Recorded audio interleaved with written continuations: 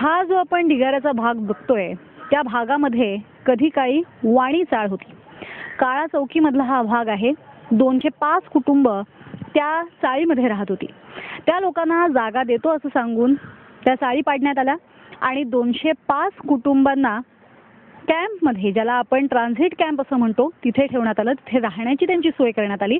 मात्र ती सोय इतकी वाईट होती की 16 वर्ष त्याच वाईट अवस्थेमध्ये त्या लोकांना ठेवलं गेलं आणि आजही ते लोक तिथेच राहत आहेत. मात्र त्यांच्यामधली एकी इतकी चांगली होती की त्यावरती त्यांनी मात देत जो स्थानिक बिल्डर आहे आणि BMC आहे या दोघांवरती मात केली आहे आणि कोर्टाच्या माध्यमातून त्यांनी स्वतःचं हक्काचं घर मिळवण्यासाठीचं पाऊल उचललंय.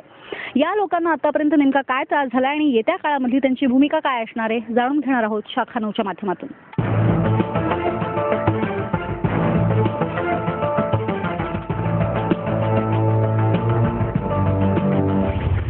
चाळीतून उठून हे लोक ट्रान्झिट कॅम्प म्हणून बांधलेल्या या घरांमध्ये आले. मात्र त्याची परिस्थिती फारशी चांगली नव्हती.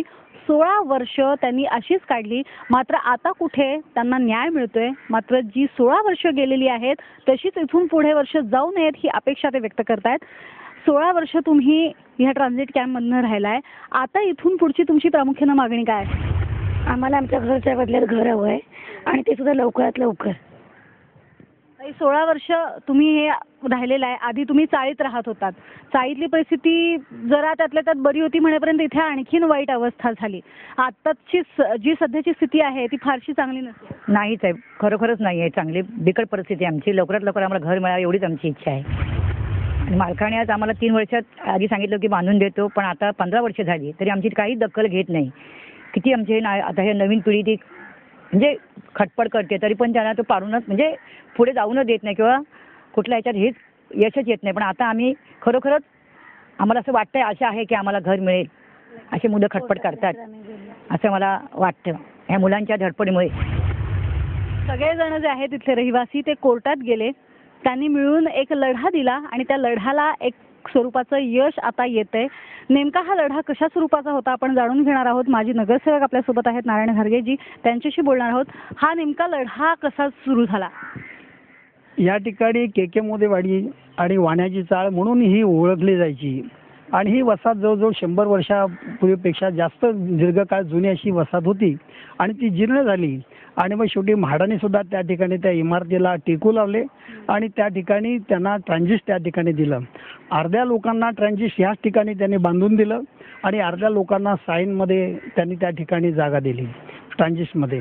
त्याच्यानंतर ही 16 वर्ष त्याच्यामध्ये गेली. साधारणतः एक नियम असा असतो आणि ह्यांना जी NOC कोर्टाकडून त्याला मिळालेली आहे मालकाला, आणि एवढी मालकाकडून त्याला NOC मिळून सुद्धा 16 वर्ष त्यांनी टाइमपास करण्याचं काम केलं आणि ते बांधकाम त्याने अजिबात केलेलं नाही. साधारणतः नियम त्याच्यामध्ये असा असतो की एकदा त्याला NOC मिळाली की त्यांनी 3 वर्षामध्ये त्या बांधकामाला सुरुवात करायची असते, पण त्यांनी बांधकामच त्याच्यामध्ये केलेलं नाही. लोक त्याच अवस्थेमध्ये त्या नरकपुरीमध्ये राहिलेले आहेत. ही नरकपुरी एवढ्यासाठीच म्हणावं लागते की आपल्याला थोडंसं त्याच्यानंतर इथे दाखवलं जाईल की ह्या ठिकाणी जिथे राहतात तिथे वरच्या बाजूला सुद्धा टेकडी आहे आणि त्या टेकडीवर लोक त्याच्यामध्ये राहत आहेत आणि वरती लहान लहान मुलं त्यांचं संडास वगैरे वरून खाली फेकला जातो. कचरा वरून खाली घाणेरडी अशी ती अवस्था आहे. कचऱ्याचे ढीग होत आहेत. लोकांना संडासमध्ये सुद्धा जाता येत नाही. संडास सुद्धा नेहमीचे तुंबलेले असतात. अशी भयानक परिस्थिती असते. पावसामध्ये ते इकडे दलदल असते आणि पावसामध्ये आजूबाजूला जे वातावरण आहे तिथे जंगल होतं आणि त्या जंगलातून सुद्धा साप त्याच्यातून बाहेर येतात. अशी तिथली वाईट अशी अवस्था आहे. आणि या गेल्या 16 वर्षामध्ये खरं म्हणजे इथले लोकप्रतिनिधी जे असतात मग ते त्या ठिकाणी खासदार असतील, आमदार असतील, नगरसेवक असतील, यांनी खरं म्हणजे त्याच्यात पुढाकार घेऊन त्या मालकावर सुद्धा अंकुश ठेवायला पाहिजे होतं. सरकारवर अंकुश ठेवायला पाहिजे होता. तो त्यांनी न ठेवल्यामुळे 16 वर्ष सुद्धा लोकांची अशीच नरकामध्ये गेली. शेवटी इथली काही मंडळी माझ्याकडे आली, बृहन्मुंबई भाडेकरू परिषदेचा अध्यक्ष नात्यानं, आणि मग मी या सगळ्या लोकांना घेऊन म्हाडाचे अधिकारी जे ठोंबरे आहेत त्यांना आम्ही जाऊन भेटलो आणि त्यांना म्हटलं की तुम्ही त्यांना NOC दिले, 16 वर्ष झाली तो मालक काहीच त्याच्यामध्ये करत नाही. अशा अवस्थेमध्ये त्या मालकाची तुम्ही NOC त्याच्यामध्ये कॅन्सल करा. त्याच्यानंतर ती जमीन आहे ती तुम्ही एक्वायर करा, जमीन ताब्यात घ्या आणि म्हाडाच्या वतीने त्या ठिकाणी लोकांना घरं त्याच्यामध्ये बांधून द्या. ही आम्ही त्याच्यामध्ये भूमिका घेतली. आमच्याबरोबर इथले रहिवासी आणि नवीन जे असलेली कमिटी आणि त्याच्याबरोबर महिला हे आमच्याबरोबर असल्यामुळं म्हाडाला सुद्धा तशा प्रकारची भूमिका घ्यावी लागली आणि कोर्टामध्ये केस चालू असतानाच त्या कोर्टामध्ये सुद्धा जो निर्णय आहे तो आज रहिवाशांच्या बाजूने लागलेला आहे आणि त्यामध्ये असं ठरलेलं आहे की म्हाडाने ताबडतोब ही NOC पहिल्यांदा कॅन्सल करावी आणि पुढची प्रक्रिया जी आहे की ज्याच्यामध्ये लँड ॲक्वायर करावी, म्हणजे जमीन ताब्यात घेण्यासाठी पुढची कारवाई करावी, अशा प्रकारचं आहे. आणि एकदा त्यांनी जर समजा हे NOC कॅन्सल केली तर सध्या जे लोक ह्याच्यामध्ये ट्रान्झिशमध्ये राहत आहेत ह्या लोकांना नंतर मागणी करता येईल की म्हाड्याचं जे काही निराळ ट्रान्झिस आता इथे बाजूला मिलमध्ये सुद्धा झालेले आहेत त्या ट्रान्झिसमध्ये जरी गेले तरी लोकांची सध्याची नरक यातना त्याच्यातून तात्पुरती दूर होईल आणि मग त्याच्यानंतर ज्या वेळेला इमारत होईल, समजा म्हाडाने घेतलं तर म्हाडा 3 वर्षामध्ये कुठल्याही परिस्थितीमध्ये इमारत बांधून ती तयार करतील, अशा प्रकारची मागणी सध्या रहिवाशांची आणि त्या दृष्टीनं सध्या आमची पावलं त्याच्यामध्ये पडतायत. आता बघू पुढच्या 10 तारखेला सुद्धा हे मालक आणि म्हाडा कोर्टामध्ये कशा प्रकारचा उद्या निर्णय घेतात त्याच्यावर सुद्धा सगळ्या गोष्टी अवलंबून आहेत. पण सध्या तरी रहिवाशांच्या बाजूने हा निर्णय लागलेला आहे असं आम्हाला त्याच्यामध्ये वाटतंय. आता ह्याच नुसता एकच प्रश्न नाही, हा फक्त एक आमचा म्हणजे टेस्ट कप ज्याला म्हणतो की नाही तसंच आहे. या मुंबई शहरामध्ये दक्षिण मुंबईमध्ये अनेक मालकांना सरकारने म्हणजे म्हाडाने NOC दिलेले आहेत आणि त्या NOC देऊन अनेक ठिकाणी 20-20 वर्ष 25-25 वर्ष मालक त्या ठिकाणी NOC घेऊन सुद्धा बांधकाम करत नाहीत. आणि जर ह्याच्यामध्ये यांना यश आलं तर तोच संपूर्ण नियम मुंबई शहरामधल्या अनेक मालकांना जे काही NOC मिळालेले आहेत आणि ज्यांच्या पुढे ते बिल्डिंग बांधण्याची कारवाई करत नाहीत त्या सगळ्या ठिकाणी मात्र सरकारला कायदा करून ह्या गोष्टी त्याच्यामध्ये सरळ कराव्या लागतील असं एक त्याच्यातून होणार आहे. आज मुंबईमध्ये ज्या ज्या घरांच्या संदर्भातल्या समस्या आहेत त्याच्यामध्ये एक पाहायला मिळतं ते म्हणजे रहिवाशांमधली एकी कमी असते आणि त्या कमतरतेमुळं त्यांची जे हक्काचं घर आहे ते सुद्धा त्यांना मिळत नाही. मात्र आज ह्या सर्वांची एकी इथे पाहायला मिळाली आहे आणि त्यामुळे त्यांचं हक्काचं घर त्यांना आता लवकरच मिळणार आहे. तुमची ही सगळ्यांची एकी होती त्याचाच हा फायदा झाला आणि त्याचाच हा रिझल्ट आहे असं वाटतंय? हो बरोबर आहे, कारण एकी असल्यामुळे हा रिझल्ट आलेला आहे. त्याच्यात मी जुन्या कमिटीचा मेंबर आहे, तरी पण आमच्या मुलांनी जे काय केलं आहे ते आम्हाला मान्य आहे आणि त्यासाठी आम्ही धडपडतोय की आम्ही आता 3-3 हजार रुपये 4-4 हजार रुपये जमा करून लोकांकडनं ही केस खेळलेली आहोत.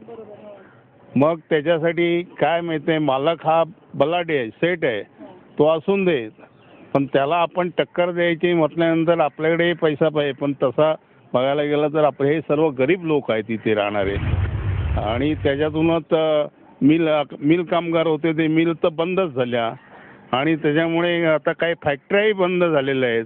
त्याच्यामुळे प्रत्येकाकडे पैसा असेल असं काही सांगता येत नाही. आता मुलांकडे काय पगार असणार, कोणाला 1500 ते 2000 रुपये पगार येतो, त्याच्यातच हे घर भागवून त्याच्यातून त्या पुंजीतून हे जमा करून हे पैसे काढलेले आहेत आणि त्याच्यातून हा लढा चालू आहे. लढा तर चालू आहे, एकी दिसलेली आहे आणि ह्या सगळ्यांचे प्रयत्न एकत्रितपणे चांगल्या रीतीनं समोर आल्यामुळे आता एवढी वाट पाहावी लागली, एवढी आता येत्या काळात वाट पाहावी लागणार नाही आहे. किमान तशी ते आशा करतायत की येत्या काळात आम्हाला जास्त वाट पाहावी लागणार नाही आहे. अजूनही कोर्टातले काही समोर निकाल येणं अजूनही बाकी आहे. मात्र आजच्या घडीला तुम्ही सगळेजण एकोप्यानं राहताय, हे जे काम आहे हे लवकरात लवकर व्हावं. आता जशी इथे 16 वर्ष गेली त्यापेक्षा आणखीन जास्त काळ जाऊ नये हीच अपेक्षा या पुढच्या काळात. आमची हीच अपेक्षा राहील, कारण आम्हाला लवकरात लवकर आमचं घर पाहिजे.